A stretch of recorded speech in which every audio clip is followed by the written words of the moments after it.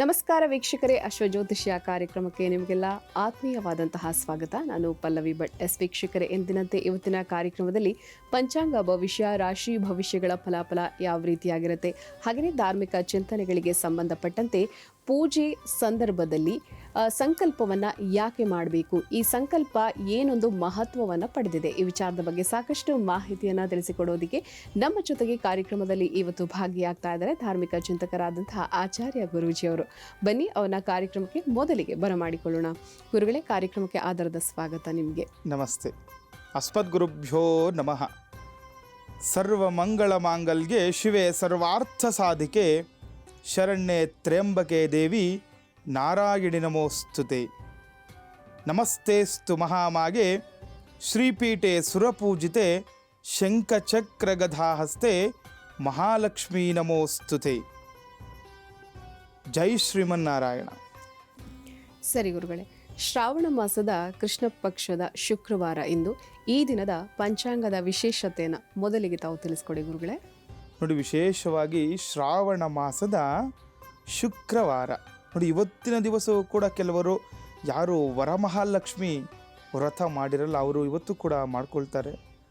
ಆದರೆ ವ್ರತದ ಪದ್ಧತಿ ಕೆಲವೊಂದು ಸಾರಿ ಅದು ಬೇರೆಯೇ ಇರುತ್ತೆ, ಆದರೆ ಕೆಲವರು ಇವತ್ತು ಕೂಡ ಮಾಡ್ಕೊಳ್ಳೋದುಂಟು. ಹಾಗಾಗಿ ವಿಶೇಷವಾಗಿ ಮಹಾಲಕ್ಷ್ಮಿಯನ್ನು ಎಲ್ಲರೂ ಸಹ ಪ್ರಾರ್ಥನೆ ಮಾಡಿಕೊಳ್ಳೋಣ.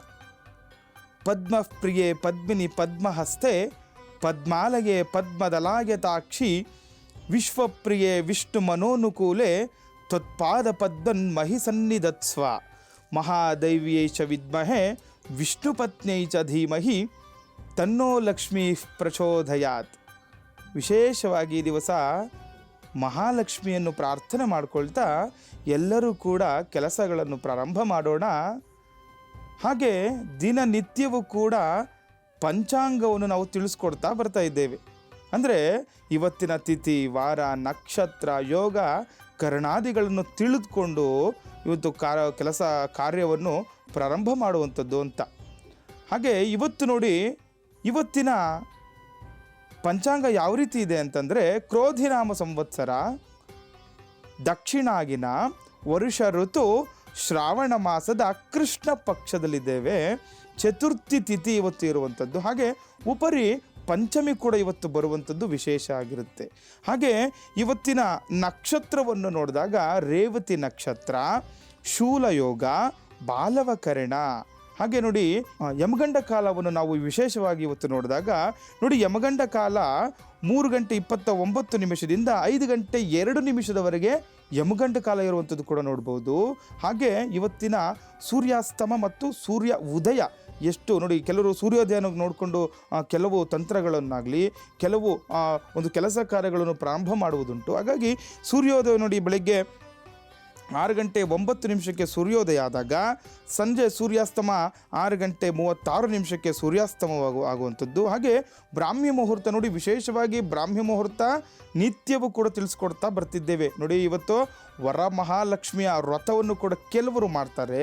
ಇವತ್ತು ಲಕ್ಷ್ಮೀ ಪೂಜೆಗೆ ಆ ಒಂದು ಸಮಯವನ್ನು ನೋಡಿದಾಗ ಬ್ರಾಹ್ಮಿ ಮುಹೂರ್ತ ತುಂಬ ಪ್ರಶಸ್ತವಾದ ಸಮಯ ಆಗಿರುತ್ತೆ. ಬೆಳಗ್ಗೆ 4:33 5:22 ಬ್ರಾಹ್ಮಿ ಮುಹೂರ್ತವನ್ನು ಕೂಡ ನಾವಿವತ್ತು ವಿಶೇಷವಾಗಿ ನೋಡ್ಬೋದಾಗಿದೆ.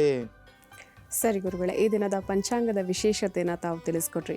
ಹಾಗೆಯೇ ವೀಕ್ಷಕರು ಬಹಳ ಕಾತುರದಿಂದ ಕಾಯ್ತಾ ಇರುವಂತಹ ದ್ವಾದಶ ರಾಶಿಗಳ ಫಲಾಫಲ ಯಾವ ರೀತಿಯಾಗಿದೆ, ಶುಭ ಫಲ ಏನಿದೆ, ಅಶುಭ ಫಲ ಇದ್ದವರು ಏನು ಮಾಡ್ಕೋಬೇಕು, ಇದನ್ನು ತಾವು ತಿಳಿಸ್ಕೊಡಿ ಗುರುಗಳೇ. ಹೌದು ನೋಡಿ, ವಿಶೇಷವಾಗಿ ಇವತ್ತು ಶ್ರಾವಣ ಮಾಸದ ಶುಕ್ರವಾರ ಎಲ್ಲರೂ ಕೂಡ ತಿಳಿದುಕೊಳ್ಳಬೇಕಾದಂತಹ ವಿಚಾರ ಅಂತಂದರೆ ದ್ವಾದಶ ರಾಶಿಗಳ ಫಲಾನುಫಲಗಳು.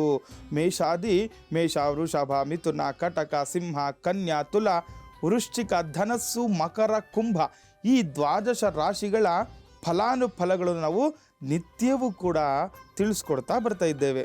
ಇವತ್ತು ಈ ದ್ವಾದಶ ರಾಶಿಗಳ ಫಲಗಳನ್ನು ತಿಳ್ಕೊಳ್ಳೋಣ. ಪ್ರಥಮವಾಗಿ ಮೇಷರಾಶಿಯವರಿಗೆ ವೃತ್ತಿರಂಗದಲ್ಲಿ ಹೊಸ ಜವಾಬ್ದಾರಿ ತೆಗೆದುಕೊಳ್ಳುವಿರಿ. ಎಂದರೆ ಮಾಡುವ ಕೆಲಸ ಕಾರ್ಯದಲ್ಲಿ ಹೊಸ ಜವಾಬ್ದಾರಿ ನಿಮಗೆ ಇವತ್ತು ಸಿಗುವಂಥದ್ದು, ಹೊಸ ಜವಾಬ್ದಾರಿ ಹೆಗಲೇರುವುದು ಕೂಡ ನಾವಿವತ್ತು ಮೇಷರಾಶಿಯವರಿಗೆ ನೋಡ್ಬೋದಾಗಿದೆ. ಹಾಗೆ ಅತಿಯಾದ ಶ್ರಮದಿಂದ ಉತ್ತಮ ಫಲಪ್ರಾಪ್ತಿಯಾಗುವಂಥದ್ದು. ನೋಡಿ, ಮೇಷರಾಶಿಯವರಿಗೆ ವಿಶೇಷವಾದಂಥ ದಿನ. ಕೆಲವರು ಹೇಳ್ತಾ ಇರ್ತೀರಲ್ವಾ, ಎಷ್ಟೆಲ್ಲ ಕಷ್ಟ ಬೀಳ್ತೀವಿ, ನಮಗೆ ಆ ಫಲ ಸಿಗ್ತಾ ಇಲ್ಲ ಅಂತ. ಆದರೆ ಇವತ್ತು ಮಾಡುವ ಕೆಲಸಕ್ಕೆ ತಕ್ಕ ಪ್ರತಿಫಲ ನಿಮಗೆ ಮೇಷರಾಶಿಯವರಿಗೆ ಸಿಗುವಂಥದ್ದು ಕೂಡ ಇದೆ. ಹಾಗೆ ವಿದ್ಯಾರ್ಥಿಗಳಲ್ಲಿ ಆಲಸ್ಯ ಕಂಡು ಬರುವುದು. ಯಾರು ವಿದ್ಯಾರ್ಥಿಗಳಿರ್ತಾರೆ ಇವತ್ತು ಕೊಂಚ ಆಲಸ್ಯದಿಂದಿರ್ತಾರೆ ಈ ಮೇಷರಾಶಿಯವರು. ಹಾಗೆ ವೃಷಭ ರಾಶಿ. ನೋಡಿ, ವೃಷಭ ರಾಶಿಯವರಿಗೆ ದೊಡ್ಡ ದೊಡ್ಡ ವ್ಯವಹಾರಸ್ಥರಿಗೆ ಉತ್ತಮ ದಿನ ಆಗಿರುತ್ತೆ. ನೋಡಿ, ದೊಡ್ಡ ವ್ಯವಹಾರ ಮಾಡ್ತಾ ಇರ್ತಾರೆ. ಅಂದರೆ 1 ಲಕ್ಷಗಟ್ಟಲೆ ಆಗಲಿ ಅಥವಾ ಕೋಟಿಗಟ್ಟಲೆ ಆಗಲಿ, ಇಂಥವು ದೊಡ್ಡ ವ್ಯವಹಾರಗಳು ಯಾರು ಮಾಡ್ತಾ ಇರ್ತೀರಾ ಅವರಿಗೆ ತುಂಬ ವಿಶೇಷವಾದಂತಹ ದಿನ ಇದಾಗಿರುತ್ತೆ ವೃಷಭ ರಾಶಿಯವರಿಗೆ. ಅಂದರೆ ಒಂದು ವ್ಯವಹಾರಕ್ಕೆ ಕೈ ಹಾಕಬೇಕು ಬೇಡಬೇಕು ಅಂತ ಯೋಚನೆ ಮಾಡ್ತಾ ಇರ್ತೀರಲ್ಲ, ಏನೇ ವ್ಯವಹಾರ ಮಾಡಿ ಇವತ್ತು ನಿಮಗೆ ಅನುಕೂಲ ಆಗುವಂಥದ್ದು ಉತ್ತಮ ದಿನ ಆಗಿರುತ್ತೆ. ಹಾಗೆ ಆ ಸಿನಿಮಾ ರಂಗದವ್ರಿಗೆ, ಲ್ಯಾಂಡ್ ಡೆವಲಪರ್ಸ್ಗೆ ಆಗಲಿ ಮತ್ತು ಮುಂದಿನ ಎಚ್ಚರ ವಹಿಸುವುದು ತುಂಬ ಒಳ್ಳೆಯದಾಗಿರುತ್ತದೆ. ಯಾರು ಸಿನಿಮಾ ರಂಗದಲ್ಲಿರ್ತೀವಿ ನೋಡಿ, ಇದೆಲ್ಲ ದೊಡ್ಡ ಉದ್ಯಮಗಳಾಗಿರುತ್ತೆ. ಲ್ಯಾಂಡ್ ಡೆವಲಪರ್ಸ್ ಅಂದರೆ ಏನದು, ಈ ಭೂಮಿಗೆ ಸಂಬಂಧಪಟ್ಟಂಥವರು, ಏನು ಲೇಔಟ್ಗಳು ಮಾಡ್ತಾ ಇರ್ತೀರಾ, ಸೈಟ್ಗಳು ಮಾಡ್ತಾ ಇರೋರು, ಇವರೆಲ್ಲ ದೊಡ್ಡ ವ್ಯವಹಾರಸ್ಥರಾಗಿರ್ತಾರೆ. ಸಿನಿಮಾ ರಂಗದವರು ಕೂಡ ಏನಾದರೂ ಇವತ್ತು ನೀವು ಸಿನಿಮಾ ರಂಗದಲ್ಲಾಗಲಿ ಡೆವಲಪರ್ಸಲ್ಲಾಗಲಿ ಇವತ್ತು ತುಂಬ ಎಚ್ಚರಿಕೆಯಿಂದ ನೀವು ಕೆಲಸ ಮಾಡಬೇಕಾಗುತ್ತೆ. ನೋಡಿ, ಎಚ್ಚರಿಕೆಯಿಂದ ಕೆಲಸ ಮಾಡಿದ್ರೆ ನಿಮಗೆ ಅನುಕೂಲ ಕೂಡ ಇರುವಂಥದ್ದು. ಹಾಗೆ ವಿದ್ಯಾರ್ಥಿಗಳಿಗೆ ಉತ್ತಮ ಫಲ ಕೂಡ ಸಿಗುವಂಥದ್ದು ಕೂಡ ನಾವು ನೋಡಬಹುದು. ಹಾಗೆ ಮಿಥುನ ರಾಶಿ. ನೀವು ಎಷ್ಟೇ ಎಚ್ಚರ ವಹಿಸಿದರೂ ಕೂಡ ಕಚೇರಿಯ ಕೆಲಸ ಕಾರ್ಯಗಳಲ್ಲಿ ತೊಂದರೆಗಳು ಸಮಸ್ಯೆಗಳು ಉಂಟಾಗುವಂಥದ್ದು ಮಿಥುನ ರಾಶಿಯವರಿಗೆ. ನೋಡಿ, ಈಗ ಕಚೇರಿ ಕೆಲಸಗಳು ಅಂತಂದರೆ ಗೌರ್ಮೆಂಟ್ ಕೆಲಸಗಳಾಗಲಿ ಅಥವಾ ಬೇರೆ ಏನೋ ಕೆಲಸ ಕಾರ್ಯಗಳಿರುತ್ತೆ, ತುಂಬ ಎಚ್ಚರ ವಹಿಸಬೇಕಾಗುತ್ತೆ. ನೀವು ಎಷ್ಟು ಎಚ್ಚರ ವಹಿಸಿದ್ರೂ ಕೂಡ ನೀವು ಅನ್ಕೊತಿರ್ತೀರ ನೋಡಿ, ಇವತ್ತು ಏನು ಕೆಲಸಗಳಾಗಬೇಕಾಗ ಅದ್ರ ಬಗ್ಗೆ ತುಂಬ ಕಾಳಜಿ ವಹಿಸಿ ಕೆಲಸ ಮಾಡ್ತಾ ಇರ್ತೀರ, ಆದರೂ ಕೂಡ ಅದರಿಂದ ನಿಮಗೆ ದುಷ್ಪರಿಣಾಮ ಆಗ್ತಾ ಇರುತ್ತೆ, ಸಮಸ್ಯೆಗಳು ಹೆಚ್ಚಾಗಿರುತ್ತೆ ಇವತ್ತು. ಹಾಗಾಗಿ ನೀವು ನೋಡ್ಕೊಂಡು ಕೆಲಸಗಳು ಮಾಡ್ಕೋಬೇಕಾಗತ್ತೆ. ಬಹಳ ಕಾಲದಿಂದ ಯೋಚಿಸಿದ್ದ ಕಾರ್ಯಗಳಲ್ಲಿ ಯಶಸ್ಸು ಸಿಗುತ್ತೆ. ಆದರೆ ನೋಡಿ, ತುಂಬ ದಿವಸದಿಂದ ಏನೋ ಒಂದು ಕೆಲಸ ಆಗ್ತಾನೆ ಇರಲ್ಲ, ಆದರೆ ಇವತ್ತು ಆ ಕೆಲಸ ಆಗುವಂತಹ ಲಕ್ಷಣಗಳು ಕೂಡ ಹೆಚ್ಚಾಗಿರುತ್ತೆ ಮಿಥುನ ರಾಶಿಯವರಿಗೆ. ಹಾಗೆ ಆರೋಗ್ಯದಲ್ಲಿ ವ್ಯತ್ಯಾಸ ಸಾಧ್ಯತೆ ಕೂಡ ಹೆಚ್ಚಾಗಿರುವಂಥದ್ದು, ಆರೋಗ್ಯದಲ್ಲಿ ಏರುಪೇರಾಗುವಂಥದ್ದು ಕೂಡ ಇರುತ್ತೆ. ಹಾಗಾಗಿ ನೋಡ್ಕೊಳ್ಬೇಕಾಗತ್ತೆ. ನಿಮ್ಮ ಆರೋಗ್ಯದ ಸ್ಥಿತಿ ಕಡೆ ಗಮನ ಕೊಡುವುದರಿಂದ ಅನುಕೂಲ ಆಗುವಂಥದ್ದು ಕೂಡ ನಾವು ಮಿಥುನ ರಾಶಿಯವರಿಗೆ ನೋಡ್ಬೋದು. ಹಾಗೆ ಕಟಕ ರಾಶಿ. ನೋಡಿ, ನೂತನ ಯೋಜನೆಯೊಂದರಲ್ಲಿ ಯಶಸ್ಸು ಸಿಗುವುದು ಕಟಕ ರಾಶಿಯವರಿಗೆ ಇವತ್ತು. ಹೊಸದಾಗಿ ಏನಾದರೂ ನೋಡಿ, ಶುಕ್ರವಾರ ತುಂಬ ಪ್ರಶಸ್ತವಾದಂತಹ ದಿನ. ನೋಡಿ, ಚತುರ್ಥಿ ಮತ್ತು ಪಂಚಮಿ ಕೂಡ ಇವತ್ತು ಇರುವಂಥದ್ದು ತುಂಬ ವಿಶೇಷ ದಿನ. ನೀವೇನಾದರೂ ಹೊಸದಾಗಿ ಕೆಲಸನೋ ಕಾರ್ಯನೋ ಅಥವಾ ವ್ಯಾಪಾರನೋ ಉದ್ಯೋಗನೋ ಪ್ರಾರಂಭ ಮಾಡಬೇಕು ಅಂದ್ಕೊಂಡಿದ್ದೀರಾ, ಇವತ್ತು ಏನು ತಲೆ ಕೆಡಿಸ್ಕೊಂಡಿರ ಮಾಡಿ ದೈವ ಬಲದಿಂದ ನಿಮಗೆ ತುಂಬ ಅನುಕೂಲ ಆಗುವಂಥದ್ದು ಕಟಕ ರಾಶಿಯವರಿಗೆ. ಹಾಗೆ ಕೆಲಸ ಕಾರ್ಯದಲ್ಲಿ ಸರ್ಕಾರಿ ಕೆಲಸ ಕಾರ್ಯ, ಈ ಗೌರ್ಮೆಂಟ್ ಕೆಲಸ ಕಾರ್ಯಗಾದರೆ ವಿಳಂಬ ಆಗುತ್ತೆ, ನೋಡ್ಕೋಬೇಕು. ಗುರುಗಳು ಹೇಳ್ಬಿಟ್ಟರು ಏನು ಮಾಡಿದ್ರು ನಮಗೆ ಆಗುತ್ತೆ ಅಂತ ಅಲ್ಲ, ಆದರೆ ಈ ಗೌರ್ಮೆಂಟ್ ಕೆಲಸ ಸರ್ಕಾರಿ ಕೆಲಸಗಳಲ್ಲಿ ವಿಳಂಬ ಆಗುವ ಸಾಧ್ಯತೆ ಕೂಡ ಹೆಚ್ಚಾಗಿರುತ್ತೆ. ಒಡವೆ ಆಭರಣ ಬೆಲೆ ಬಾಳುವ ವಸ್ತುಗಳ ಬಗ್ಗೆ ಎಚ್ಚರದಿಂದ ಇರಬೇಕಾಗುತ್ತೆ. ನೋಡಿ, ಲಕ್ಷ್ಮೀ ವ್ರತ ಅಂತೇಳಿ ಒಡವೆಗಳನ್ನೆಲ್ಲ ಹಾಕಿ ಅಲಂಕಾರ ಮಾಡುವುದಲ್ಲ, ಅದರ ಬಗ್ಗೆ ಎಚ್ಚರ ವಹಿಸಬೇಕಾಗುತ್ತೆ. ಯಾಕಂದರೆ ಗೊತ್ತಿಲ್ಲದವರು ಯಾರೋ ಬರ್ತಾರೆ, ಕರೆದಿರ್ತೀರ, ಮನೆಗೆ ಬಂದವ್ರನ್ನ ಬೇಡ ಅನ್ಲಿಕ್ಕಾಗಲ್ಲ ಆಯಿತಾ. ಏನೋ ಒಂದು ಕುಂಕುಮ ಕೊಡ್ಲಿಕ್ಕೆ ಕರೆದಿರ್ತೀರಾ, ಏನೋ ಒಂದು ಊಟಕ್ಕೆ ಕರೆದಿರ್ತೀರ. ಅವತ್ತು ವಿಶೇಷ ಶುಕ್ರವಾರ ಅಲ್ವಾ, ಕೆಲವರು ಆರಾಧನೆಗಳು ಮಾಡುವಂಥದ್ದೆಲ್ಲ ಇರುತ್ತೆ ಮನೆಯಲ್ಲಿ. ಹಾಗಾಗಿ ಯಾರಾದರೂ ಮನೆಗೆ ಇಲ್ಲ ನೀವೇ ಎಲ್ಲ ಹೊರಗಡೆ ಹೋಗ್ತೀರ, ಬೇರೆಯವ್ರ ಮನೆಗೆ ಹೋಗೋದಾಗಲಿ. ಹಾಗಾಗಿ ಈ ನೀವು ವಿಶೇಷವಾಗಿ ಇವತ್ತು ನೀವು ಏನು ಕಟಕ ರಾಶಿಯವರು ಒಡವೆ ಬಗ್ಗೆ ಆಭರಣ ಬಗ್ಗೆ ತುಂಬ ಎಚ್ಚರಿಕೆ ಅತ್ಯಗತ್ಯವಾಗಿರುತ್ತೆ. ಹಾಗೆ ಸಿಂಹ ರಾಶಿ. ನೋಡಿ, ವ್ಯವಹಾರದಲ್ಲಿ ಒತ್ತಡ ಅಧಿಕವಾಗಿರುವುದು. ಅಂದರೆ ವ್ಯಾಪಾರ ವ್ಯವಹಾರದಲ್ಲಿ ನೋಡಿ, ಸಾಮಾನ್ಯವಾಗಿ ಎಲ್ಲರಿಗೂ ಕೂಡ ಮಾಡುವ ಕೆಲಸದಲ್ಲಿ ಒತ್ತಡ ಇದ್ದೇ ಇರುತ್ತೆ. ಇವತ್ತು ನಿಮಗೆ ಅಧಿಕ ಆಗುತ್ತೆ ಸಿಂಹರಾಶಿಯವರಿಗೆ. ಅನವಶ್ಯಕ ವ್ಯವಹಾರಗಳಿಂದ ದೂರ ಇದ್ದರೆ ನಿಮಗೆ ಉತ್ತಮ. ಅಂದರೆ ಏನು ಗೊತ್ತಾ, ಅನಾವಶ್ಯಕ ವ್ಯವಹಾರ ಸುಮ್ಮನೆ ಕೂತಿರೋದು ಬೇಡ ಅಂತೇಳಿ ಏನೋ ಮಾಡೋಕ್ಕೆ ಹೋಗಬಾರ್ದು.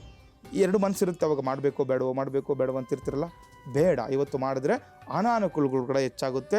ಸಿಂಹರಾಶಿಯವರಿಗೆ ಪತ್ರ ವ್ಯವಹಾರಗಳ ಬಗ್ಗೆ ಎಚ್ಚರಿಕೆ ಕೂಡ ಅಗತ್ಯವಾಗಿರುತ್ತೆ. ನೋಡಿ, ಏನಾದರೂ ಪತ್ರ ವ್ಯವಹಾರಗಳು ತುಂಬ ಕಡೆ ಪತ್ರ ವ್ಯವಹಾರಗಳು ನಡೀತಾ ಇರುತ್ತೆ, ಇದ್ರ ಕಡೆ ಗಮನ ಕೊಡಿ. ನಿಮಗೆಲ್ಲರಿಗೂ ಗೊತ್ತಿರುತ್ತೆ ಎಲ್ಲೆಲ್ಲಿ ಪತ್ರ ವ್ಯವಹಾರ ಆಗುತ್ತೆ, ಇವನ್ನೆಲ್ಲ ನೋಡಿಕೊಂಡು ನೀವು ಇವತ್ತು ಕೆಲಸ ಮಾಡಬೇಕಾಗುತ್ತೆ ಸಿಂಹರಾಶಿಯವರು.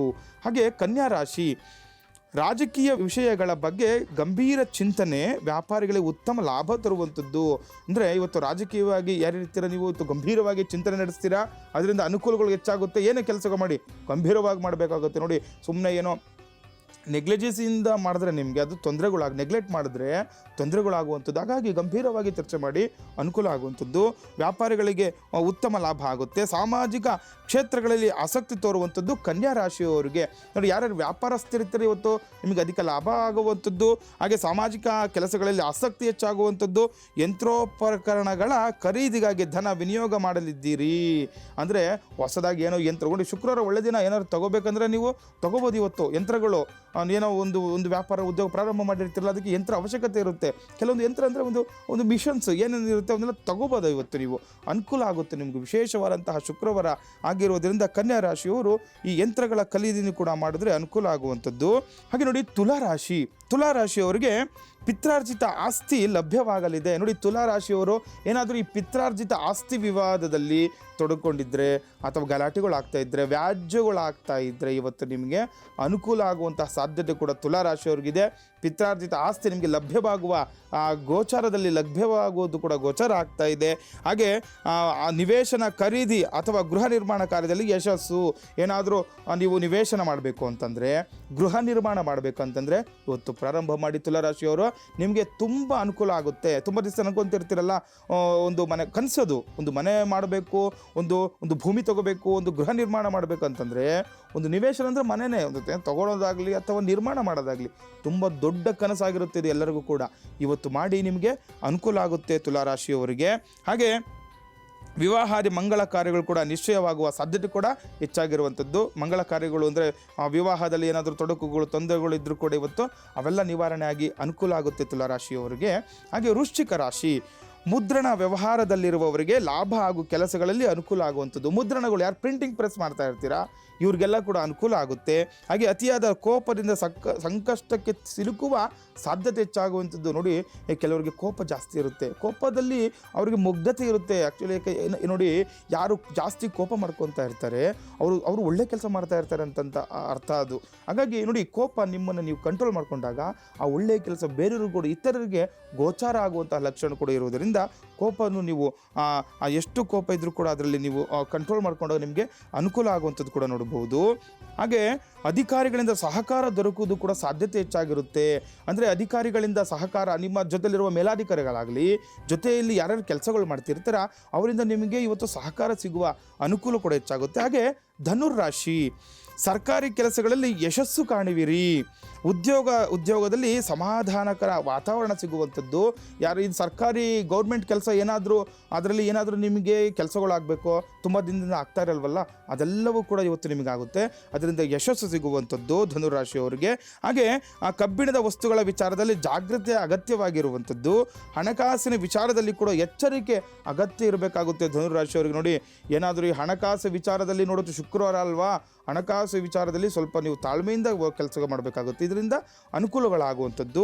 ಹಾಗೆ ಮಕರ ರಾಶಿ, ನೋಡಿ, ಉದ್ಯೋಗದಲ್ಲಿರುವ ಒತ್ತಡಗಳು ಕಡಿಮೆ ಆಗುತ್ತದೆ.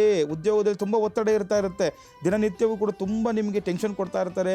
ಎಷ್ಟೇ ಕೆಲಸ ಮಾಡಿದ್ರೂ ಕೂಡ ಅದರಿಂದ ನಿಮಗೆ ರಿಲೀಫ್ ಸಿಗ್ತಾ ಇರಲ್ಲ. ಆದರೆ ಇವತ್ತು ನಿಮಗೆ ಅನುಕೂಲ ಆಗುವ ಸಾಧ್ಯತೆ ಕೂಡ ಹೆಚ್ಚಾಗಿದೆ.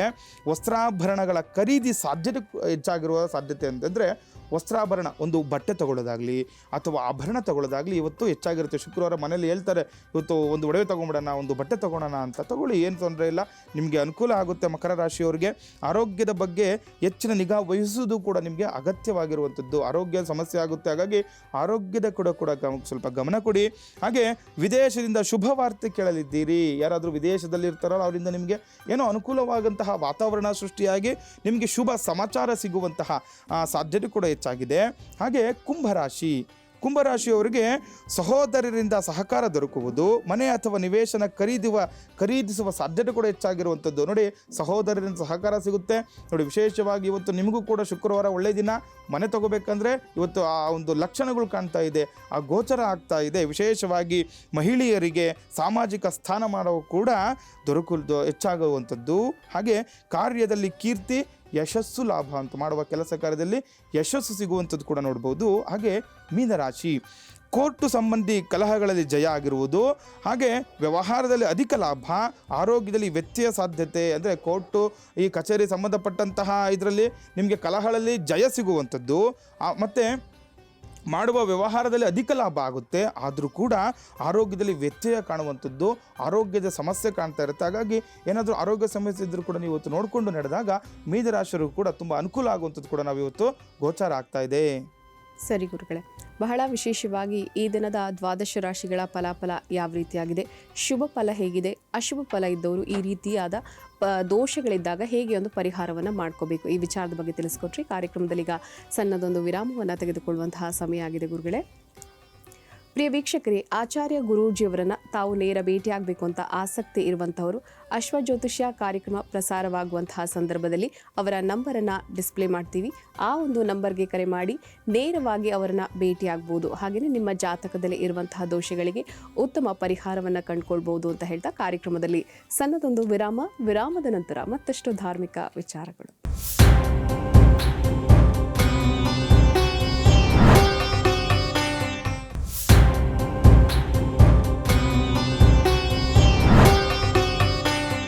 ವಿರಾಮದ ನಂತರ ಅಶ್ವಜ್ಯೋತಿಷ್ಯ ಕಾರ್ಯಕ್ರಮಕ್ಕೆ ಮತ್ತೊಮ್ಮೆ ಸ್ವಾಗತ.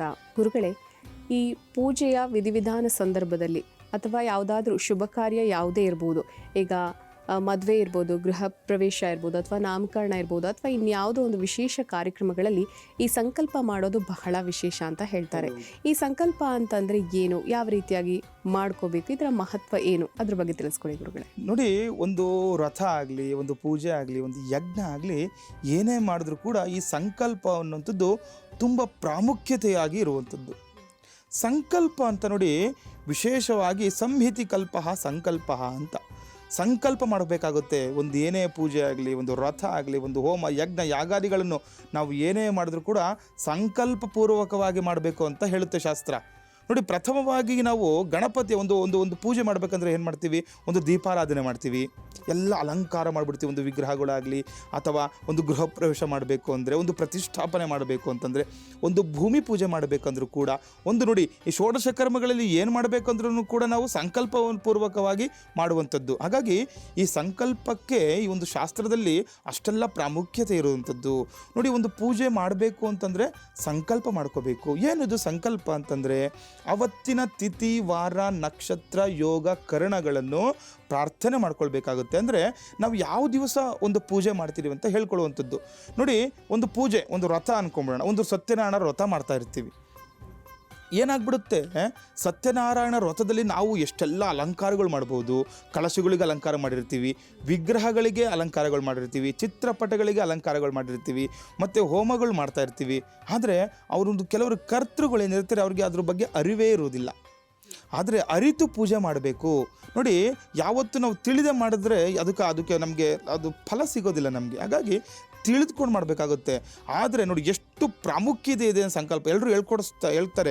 ಈಗ ಯಾರೇ ಪೂಜೆ ಮಾಡಿದ್ರು ಕೂಡ ಒಂದು ಪುರೋಹಿತ ಬಳಗದವರು ಪೂಜೆ ಮಾಡ್ತಾ ಇದ್ರೆ ಅವ್ರಿಗೆ ಪ್ರಥಮವಾಗಿ ಸಂಕಲ್ಪವನ್ನೇ ಮಾಡುವಂಥದ್ದು. ಅದು ಸಂಕಲ್ಪ ಅಂತಂದರೆ ಇವಾಗ ನಾವು ಮನೆ ದೇವರಿಗೆ ಮೊದಲನೇದಾಗಿ ಸಂಕಲ್ಪ ಮಾಡ್ಕೊಳ್ಳುವಂಥದ್ದು, ಅಂದರೆ ನಿರ್ವಿಘ್ನವಾಗಿ ನಡೆದು ಹೋಗಲಿ ಅಂತ ಹೇಳ್ತಾರೆ. ಇದು ಹೌದಾ ಅಂತ? ಹೌದು. ನೋಡಿ, ಈ ಸಂಕಲ್ಪ ಅಂತಂದರೆ, ನಿರ್ವಿಘ್ನ ಅಂತಂದರೆ ಪ್ರಥಮವಾಗಿ ಗಣಪತಿ ಪೂಜೆ ಆಗಿರುತ್ತೆ. ಆ ಗಣಪತಿಯ ಮುಂದೆ ಸಂಕಲ್ಪ ಮಾಡುವಂಥದ್ದು. ಅಂದರೆ ನಾವು ಇವನು ಮಾಡ್ತಿರುವಂಥ ಕೆಲಸ ಕಾರ್ಯ ಮನೆದೇವರ ಅನುಗ್ರಹದಿಂದ ಪ್ರಾರಂಭ ಆಗಿದೆ ಅಂತ ಹೇಳ್ಕೋಬೇಕು. ಗುರು ಹಿರಿಯರನ್ನು ಪ್ರಾರ್ಥನೆ ಮಾಡ್ಕೊಳ್ಬೇಕು. ನೋಡಿ, ನಾವೇನೇ ಪೂಜೆ ಮಾಡಿ ಮನೆದೇವರ ಆಶೀರ್ವಾದ, ಮನೆದೇವರ ಅನುಗ್ರಹ ಇರಲೇಬೇಕಾಗುತ್ತೆ. ಆದ ನಂತರ ಮಾಡುವಂಥದ್ದೇ ಸಂಕಲ್ಪ. ನೋಡಿ, ಅವರ ಗೋತ್ರಗಳು ಹೇಳುವಂಥದ್ದು, ಅವರ ನಕ್ಷತ್ರ ನಾಮಾದಿಗಳನ್ನು ನಾವು ಪ್ರಾರ್ಥನೆ ಮಾಡಿಕೊಳ್ಳುವಂಥದ್ದು, ಇದೇ ಸಂಕಲ್ಪ. ನೋಡಿ, ಇವತ್ತಿನೇ ತಗೊಳ್ಳೋಣ. ನೋಡಿ, ಕ್ರೋಧಿನಾಮ ಸಂವತ್ಸರ, ದಕ್ಷಿಣಾಯನ, ವರ್ಷ ಋತು, ಶ್ರಾವಣ ಮಾಸ, ಕೃಷ್ಣ ಪಕ್ಷ, ಚತುರ್ಥಿ ತಿಥಿಯೊಂದು ಇವತ್ತು ಪೂಜೆ ಪ್ರಾರಂಭ ಮಾಡ್ತೀವಿ ಅಂತ ಹೇಳ್ಕೊಳ್ಳುವಂಥದ್ದು. ಹಾಗೆ ಅವರ ಗೋತ್ರಗಳು, ಯಾರೋ ಒಂದು ಗೋತ್ರಗಳು ಇರುತ್ತೆ, ಅವ್ರಿಗೆಲ್ಲ ಗೋತ್ರ ಕೆಲವರಿಗೆ ಗೊತ್ತಿರುತ್ತೆ, ಕೆಲವರಿಗೆ ಗೊತ್ತಿರಲ್ಲ. ಗೊತ್ತಿಲ್ಲದವ್ರು ಏನೀಗ ಯಾರು ಈ ಶಿವನ ಆರಾಧನೆ ಮಾಡ್ತಿರ್ತೀರ, ಕೆಲವರು ಈಗ ಶಿವಗೋತ್ರ ಅಂತ ಹೇಳ್ಬಿಡ್ತಾರೆ. ಮತ್ತು ಈಗ ವಿಷ್ಣುವಿನ ಆರಾಧನೆ ಮಾಡ್ತಾ ಇರ್ತಾರೆ, ಅವರು ವಿಷ್ಣು ಗೋತ್ರ ಅಂತ ಹೇಳ್ಬಿಡ್ತಾ ಇರ್ತಾರೆ. ಆದರೆ ಈ ಗೋತ್ರಗಳಲ್ಲಿ ಕೂಡ ತುಂಬ ವಿಶೇಷ ಇರುತ್ತೆ. ಋಷಿ ಮನೆಗಳಿಂದ ಹಿಂದೆಯಿಂದ ಪುರಾತನ ನಮಗೆ ಅನಾದಿ ಕಾಲದಿಂದ ಬಂದಂತಹ ಗೋತ್ರಗಳು ಇರುತ್ತೆ. ಆದರೆ ಈಗ ಸಾಮಾನ್ಯವಾಗಿ ಕೆಲವರು ಗೊತ್ತಿಲ್ಲದವರು ಈ ರೀತಿ ಹೇಳ್ಕೊಳ್ಳುವಂಥದ್ದು ಕೂಡ ಉಂಟು. ಆದರೆ ಆ ಗೋತ್ರದ ನಂತರ ನಕ್ಷತ್ರಗಳನ್ನು ಹೇಳ್ಕೊಳ್ತಾ ನಮ್ಮ ಯಾರು ಪೂಜೆ ಮಾಡ್ತಾ ಇರ್ತೀರಾ ಅವ್ರ ಹೆಸರುಗಳನ್ನು ಹೇಳುತ್ತದೆ. ಇದು ಹಿಂದೆಯಿಂದ ಕೂಡ ನಡ್ಕೊಂಬಂದಿರೋದು, ಸಾಮಾನ್ಯವಾಗಿ ಎಲ್ರಿಗೂ ಗೊತ್ತಿರುತ್ತೆ. ಈಗ ನೋಡಿ, ಒಂದು ದೇವಸ್ಥಾನಕ್ಕೆ ಹೋದ್ರೂ ಕೂಡ ನಾವು ಒಂದು ಅರ್ಚನೆ ಮಾಡ್ತೀವಿ. ಗುರುಗಳ ಅರ್ಚನೆ ಅಂತ ಹೇಳಿದ್ರಿ, ಈ ಸಂಕಲ್ಪ ಈಗ ಕೆಲವೊಂದು ವಿಚಾರಗಳು ನಮಗೆ ನೆರವೇರದೇ ಇದ್ದಾಗ ದೇವಸ್ಥಾನದಲ್ಲಿ ನೀವು ಸಂಕಲ್ಪ ಮಾಡಿಸಿ ಅಂತ ಹೇಳ್ತಾರೆ, ಅದು ಹೇಗೆ? ನೋಡಿ, ಸಂಕಲ್ಪ ಅನ್ನೋದು ನೋಡಿ ಇಷ್ಟು ನೋಡಿ ಎಷ್ಟು ಪ್ರಾಮುಖ್ಯತೆ ಅಂತ ಹೇಳ್ತೀನಿ. ದೇವಸ್ಥಾನದಲ್ಲಿ ಹೋದ್ರೂ ಕೂಡ ಸಂಕಲ್ಪ ಮಾಡ್ತೀವಿ. ಏನಿದು ಸಂಕಲ್ಪ? ಸಂಕಲ್ಪ ಅಂದರೆ ಇಷ್ಟೇನೆ, ನಮ್ಮ ಮನಸ್ಸಿನ ಕೋರಿಕೆ, ಕಾಮನೆ, ಇಷ್ಟಾರ್ಥಗಳು ಸಿದ್ಧಿಸಲಿ ಅಂತ ಹೇಳ್ತಾ ಭಗವಂತನ ಬಳಿ ನಿವೇದನೆ ಮಾಡಬೇಕು. ಯಾರು ಮಾಡಬೇಕು? ಸಂಕಲ್ಪ ಮಾಡಿಸೋರು ಮಾಡಬೇಕು. ಅದಕ್ಕೋಸ್ಕರನೇ ಅವ್ರದ್ದೇ ನಕ್ಷತ್ರ, ಅವ್ರದ್ದೇ ರಾಶಿ, ಅವ್ರದ್ದೇ ಹೆಸರನ್ನು ಹೇಳಿ ನಾವು ಮಾಡ್ತೀವಿ, ಅವ್ರದ್ದೇ ಗೋತ್ರ ಹೇಳಿ ಮಾಡ್ತೀವಿ. ಅದೇ ಸಂಕಲ್ಪ. ನೋಡಿ, ಅವತ್ತಿನ ತಿಥಿ ವಾರ ನಕ್ಷತ್ರ ಆದ ನಂತರ ಯಾರು ಮಾಡ್ತಿರ್ಬೇಕು, ಯಾರು ಮಾಡ್ತಾ ಇದ್ದಾರೆ ಅಂತ ದೇವ್ರ ಬಳಿ ನಾವು ಹೇಳ್ಬೇಕಲ್ವಾ, ಅದನ್ನು ಹೇಳುವಂಥದ್ದೇ ಸಂಕಲ್ಪ. ಹಾಗಾಗಿ ಯಾವುದೇ ಪೂಜೆ ಮಾಡಲಿ, ಅವರ ಗೋತ್ರ, ನಕ್ಷತ್ರ, ನಕ್ಷತ್ರ ಗೊತ್ತಿಲ್ವಾ, ಹೆಸರು ಹೇಳ್ಕೊಳ್ಳೋಣ. ಹೆಸರು ಹೇಳ್ಕೊಂಡು ಕೆಲವರು ಪೂಜೆ ಮಾಡ್ತೀವಿ ನಾವು. ಹಾಗಾಗಿ ಕೆಲವರು ನೋಡಿ ಅನ್ಕೊಂಡ್ಬಿಡ್ತೀವಿ, ನಮ್ಗೆ ನಕ್ಷತ್ರ ಗೊತ್ತಿಲ್ವಲ್ಲ, ಈಗ ನಕ್ಷತ್ರ ಹೇಳಿಲ್ಲ ಅಂದರೆ ಸಂಕಲ್ಪ ಪೂರ್ಣ ಆಗಲ್ವಲ್ಲ ಅಂತರ ಮನಸ್ಥಿತಿ ಇರಬಾರ್ದು. ತಿಳ್ಕೊಳಕ್ಕಾದ್ರೆ ನಕ್ಷತ್ರ ಕೂಡ ತಿಳ್ಕೊಳ್ಳಿ, ಮುಂದೆ ತಿಳ್ಕೊಳ್ಳಿ. ಇವಾಗ ಇಷ್ಟು ದಿನ ತಿಳ್ಕೊಂಡಿಲ್ವಾ, ಮುಂದೆ ತಿಳ್ಕೊಳ್ಳಿ. ನಿಮ್ಗೆ ನೋಡಿ ಇವಾಗೆಲ್ಲ ನೋಡಿ ಬರೀ ಟೈಮಿಂಗ್ಸ್ ಕೊಟ್ಬಿಟ್ರೆ ಸಾಕು, ಅವ್ರದ್ದು ನಕ್ಷತ್ರ, ರಾಶಿ ಎಲ್ಲವೂ ಕೂಡ ಜಾತಕದಲ್ಲಿ ಗೋಚಾರ ಆಗುವಂಥದ್ದು ಕೂಡ ನಾವು ಕಾಣ್ಬೋದು. ಹಾಗಾಗಿ ಅವರ ನಕ್ಷತ್ರ ನಾಮಗಳನ್ನು ಹೇಳ್ಕೊಂತ ತದನಂತರ ನೋಡಿ, ವಿಶೇಷವಾಗಿ ಯಾರೇ ಮಾಡಿ ತದೇಕ ಚಿತ್ತದಿಂದ ಒಂದೇ ಮನಸ್ಸಿನಿಂದ ಇದನ್ನು ಸಂಕಲ್ಪವನ್ನು ಮಾಡುವಂಥದ್ದು. ಒಂದು ಪೂಜೆ ಮಾಡ್ತಾ ಇದ್ದೀರಲ್ವಾ, ನಾವೇನೋ ಅವ್ರ ಮಂತ್ರಗಳು ಹೇಳ್ತೀವಿ, ನಾವು ಏನೆಲ್ಲ ವ್ರತಗಳು ಮಾಡ್ತೀವಿ, ಅಂಗಪೂಜೆಗಳು ಮಾಡ್ತೀವಿ, ಪುಷ್ಪ ಪೂಜೆಗಳು ಮಾಡ್ತೀವಿ, ಪತ್ರ ಪೂಜೆಗಳು ಮಾಡ್ತೀವಿ, ಧೂಪ ದೀಪ ನೈವೇದ್ಯ ಎಲ್ಲ ಮಾಡ್ತಾ ಇರ್ತೀವಿ. ಆದರೆ ಆ ಒಂದು ಪೂಜೆಯ ಫಲ ನಿಮಗೆ ಸಿಗ್ಬೇಕಂತಂದರೆ ನೀವು ಏನಕ್ಕೆ ಪೂಜೆ ಮಾಡ್ತಾ ಇದ್ದೀರಾ, ನಿಮ್ಮ ಸಂಕಲ್ಪ ಏನು, ಅದನ್ನು ನೀವೇನೇ ಪ್ರಾರ್ಥನೆ ಮಾಡ್ಕೊಳ್ಬೇಕಾಗುತ್ತೆ. ನೋಡಿ, ಈಗ ಸಂಕಲ್ಪ ಇವತ್ತು ಆಯ್ತಪ್ಪ, ನಮ್ಮದು ಇವತ್ತಿನ ನಕ್ಷತ್ರ ತಿಥಿ ಎಲ್ಲ ಆಯಿತು, ಪಂಚಾಂಗ ಹೇಳ್ಕೊಂಡಿದ್ದಾಯಿತು, ಮತ್ತು ರಾಶಿ ಗೋತ್ರಗಳು ಎಲ್ಲವನ್ನೂ ಕೂಡ ಹೇಳ್ಕೊಂಡಿದ್ದಾಯಿತು. ನಂತರ ಏನಕ್ಕೆ ಮಾಡ್ತಾ ಇದ್ದೀವಿ ಪೂಜೆ? ನಮ್ಮ ಮನಸ್ಸಿನಲ್ಲಿ ಏನು ಸಂಕಲ್ಪ ಇದೆ ನೋಡಿ. ಕೆಲವರು ಪುತ್ರಾಸಕ್ತರು, ಅಂದರೆ ಏನೋ ಒಂದು ವಂಶ ಉದ್ಧಾರ ಆಗಲಿ ಅಂತ ಹೇಳ್ತಾ ಸಂತಾನಕ್ಕೋಸ್ಕರ ಮಾಡ್ಕೊಳ್ತಾ ಇರ್ತೀವಿ. ಮತ್ತು ಯಾವುದೇ ರೀತಿಯ ಕೆಲವರಿಗೆ ವ್ಯಾಪಾರ ಉದ್ಯೋಗದಲ್ಲಿ ನಷ್ಟ ಹೊಂದ್ಬಿಟ್ಟಿರ್ತಾರೆ, ಅದು ವ್ಯಾಪಾರ ಉದ್ಯೋಗ ಅಭಿವೃದ್ಧಿ ಆಗಲಿ ಅಂತ ಸಂಕಲ್ಪಗಳು. ಹಾಗೆ ಯಾವುದೇ ರೀತಿ ಈ ಮಾಟ ಮಂತ್ರ ಯಂತ್ರ ತಂತ್ರ ದೋಷಗಳು, ಕೆಲವರಿಗೆ ಆರೋಗ್ಯ ಸಮಸ್ಯೆಗಳು ಆಗ್ತಾ ಇರುತ್ತೆ. ಅವರು ಪ್ರಾರ್ಥನೆ ಮಾಡ್ಕೊಳ್ಬೇಕು, ಭಗವಂತನ ಬಳಿ ನಿವೇದನೆ ಮಾಡ್ಕೊಳ್ಳುವಂಥದ್ದು. ನಾವು ಕೇಳ್ಕೊಂಡ್ರೆ ಅಲ್ವಾ ಭಗವಂತ ಕೊಡ್ತಾರೆ. ಈಗ ಯಾರೇ ಆಗಲಿ, ಇವಾಗ ನೋಡಿ, ನಮಗೆ ತಲೆನೋವು ಅಂತಂದರೆ ತಲೆನೋವು ಮಾತ್ರನೇ ನಾವು ತಗೋಬೇಕು ಅಲ್ವಾ, ಅದಕ್ಕೆ ನಾವು ಬೇರೆ ಹೊಟ್ಟೆ ನೋವು ಮಾತ್ರ ತೊಗೊಂಡ್ರೆ ಹೋಗುತ್ತಾ? ಇಲ್ಲ ಅಲ್ವಾ. ಆ ರೀತಿ ನಮಗೆ ಏನು ಬೇಕು ಅದನ್ನು ಭಗವಂತನ ಬಳಿ ನಾವು ಕೇಳ್ಕೋಬೇಕು. ಆದರೆ ಕೆಲವರು ಹೇಳ್ತಾರೆ, ಏನು ಭಗವಂತನಿಗೆ ಗೊತ್ತಲ್ವಾ, ಅವ್ರಿಗೆ ಏನನ್ನು ಕೊಟ್ಟಿರ್ತಾರೆ, ಬರೆದಿಟ್ಟಿರ್ತಾನೆ, ಎಲ್ಲ ಹೇಳಿರ್ತಾರಲ್ವ.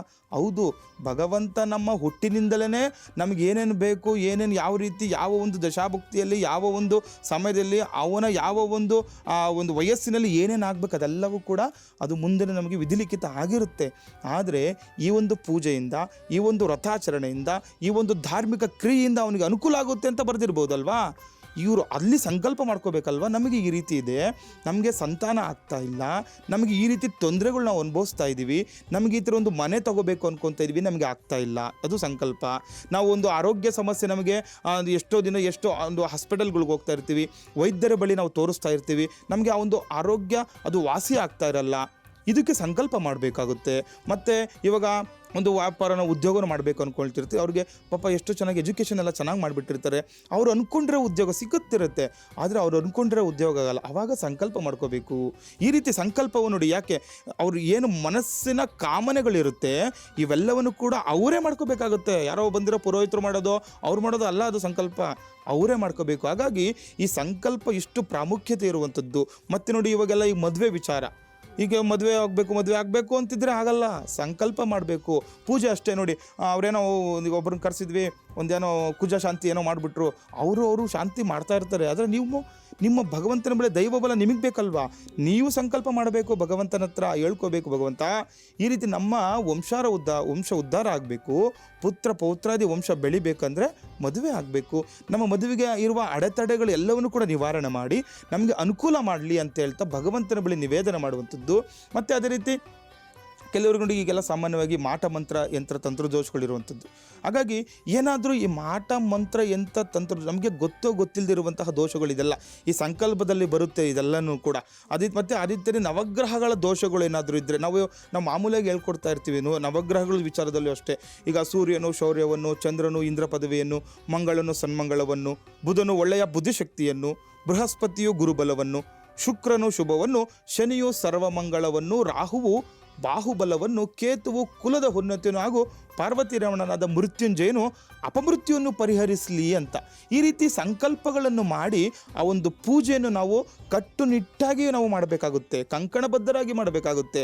ಈ ರೀತಿ ಮಾಡಿದಾಗ ಸಂಕಲ್ಪ ಪೂರ್ಣಗೊಳ್ಳುವಂಥದ್ದು, ಆ ಸಂಕಲ್ಪ ಫಲ ನಮಗೆ ಸಿಕ್ಕುವಂಥದ್ದು, ನಾವು ಮಾಡ್ತಕ್ಕಂತಹ ಪೂಜೆ ವಿಧಿವಿಧಾನಗಳಲ್ಲಿ ನಮಗೆ ಪೂರ್ಣವಾಗಿ ಫಲ ಸಿಗುವಂಥದ್ದು ಕೂಡ ಇರುತ್ತೆ. ಹಾಗಾಗಿ ಸಂಕಲ್ಪ ತುಂಬ ಮುಖ್ಯ ಆಗಿರುತ್ತೆ. ಯಾರೇ ಆಗಲಿ ಏನೇ ವ್ರತ ಮಾಡಿ ಅಥವಾ ಮನೆಗಳಲ್ಲಿ ಕೆಲವರು ಮಾಡ್ಕೊಳ್ತಾ ಇರ್ತೀರಲ್ಲ, ಈ ವರಮಹಾಲಕ್ಷ್ಮಿ ವ್ರತ ಆಗಲಿ, ಮಂಗಳ ಗೌರಿ ವ್ರತ ಆಗಲಿ, ಇವೆಲ್ಲವನ್ನು ಕೂಡ ನೀವು ಪ್ರಥಮವಾಗಿ ಸಂಕಲ್ಪ ಮಾಡಿ ಮುಂದುವರೆದಾಗ ನಿಮಗೆ ಅನುಕೂಲ ಆಗುತ್ತೆ. ನೀವು ಅಂದ್ಕೊಂಡಿರೋ ಕೆಲಸ ಕಾರ್ಯಗಳು ಕೂಡ ಯಶಸ್ಸು ಕೂಡ ಸಿಗುವಂಥದ್ದು ಕೂಡ ನಾವು ನೋಡ್ಬೋದಾಗಿದೆ. ಸರಿ ಗುರುಗಳೇ, ಇವತ್ತಿನ ಕಾರ್ಯಕ್ರಮದಲ್ಲಿ ಬಹಳ ವಿಶೇಷವಾಗಿ ಈ ಸಂಕಲ್ಪ ಅಂತಂದ್ರೇನು, ಪೂಜೆಯ ವಿಧಿವಿಧಾನ ಸಂದರ್ಭದಲ್ಲಿ ಮೊದಲಿಗೆ ನಾವು ಸಂಕಲ್ಪ ಮಾಡುವಂಥದ್ದು ಯಾಕೆ ಇಷ್ಟು ಮಹತ್ವವನ್ನು ಪಡೆದಿದೆ ಅನ್ನುವಂತಹ ವಿಚಾರವನ್ನು ನಮ್ಮ ಪ್ರಿಯ ವೀಕ್ಷಕರಿಗೆ ತಾವು ತಿಳಿಸ್ಕೊಟ್ರಿ. ಕಾರ್ಯಕ್ರಮದಲ್ಲಿ ಭಾಗಿಯಾಗಿದ್ದಕ್ಕಾಗಿ ಹೃತ್ಪೂರ್ವಕ ಧನ್ಯವಾದಗಳು ಗುರುಗಳೇ. ನಮಸ್ತೆ. ಲೋಕ ಸಮಸ್ತ ಸುಖಿನೋ ಭವಂತು, ಸಮಸ್ತ ಸನ್ಮಂಗಳಾನಿ ಭವಂತು. ಜೈ ಶ್ರೀಮನ್ನಾರಾಯಣ. ವೀಕ್ಷಕರೇ, ಇದಾಗಿತ್ತು ಈ ಹೊತ್ತಿನ ಅಶ್ವ ಜ್ಯೋತಿಷ್ಯ ವಿಶೇಷ ಕಾರ್ಯಕ್ರಮ. ನೋಡ್ತಾರಿ ಅಶ್ವವೇಗ ನ್ಯೂಸ್. ನಮಸ್ಕಾರ.